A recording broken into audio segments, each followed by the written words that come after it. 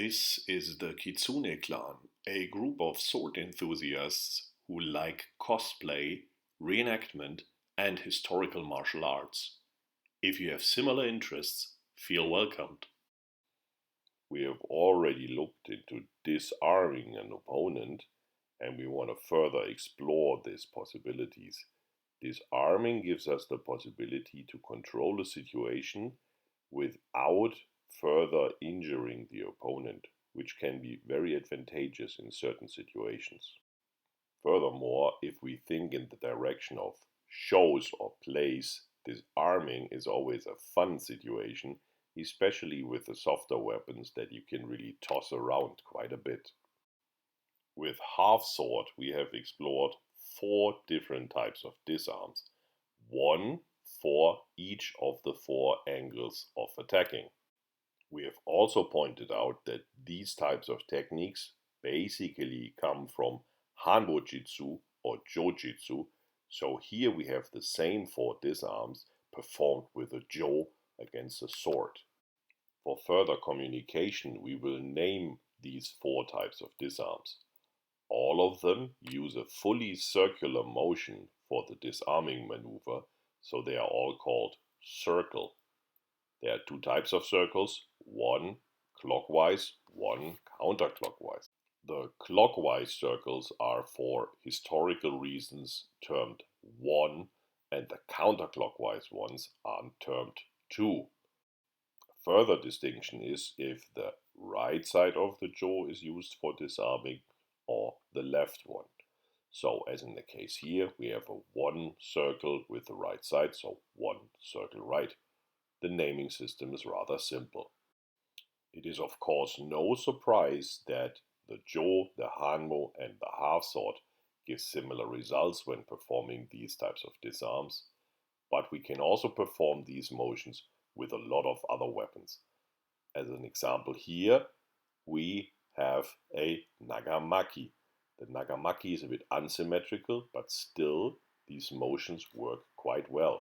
The nagamaki and the other 3 weapons mentioned so far always use the forearm to trap the blade of the opponent.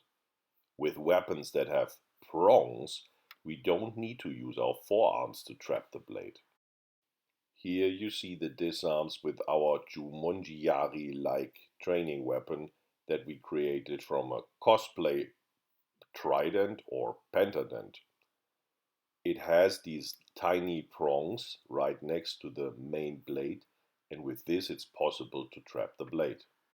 The advantage is very obvious. We can disarm from quite a distance, and the lever for throwing the blade around is much larger than with the shorter weapons. As we discussed for the soft polearms already, they bend quite a bit, and also when performing these disarms, you can see that they can pretty much get out of shape.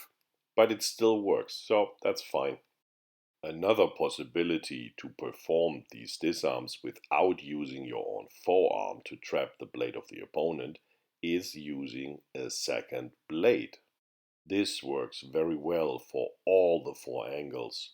Important is just to remember for an angle 1, so a 1 circle left, we use the tip, so the blade side, to disarm. And for example, for an angle 4, we also use an 1 circle, but then with the butt of the sword. Coordinating 2 weapons, so dual-wielding, can be challenging at first concerning the coordination.